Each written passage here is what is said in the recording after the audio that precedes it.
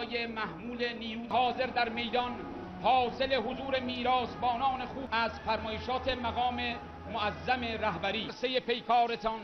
تندر تکبیرتان، طوفان سرخ روزگار آن ارتش جمهوری اسلامی ایران و اینک تانک تی ارتش جمهوری اسلامی ایران که شور دریای دلهاشان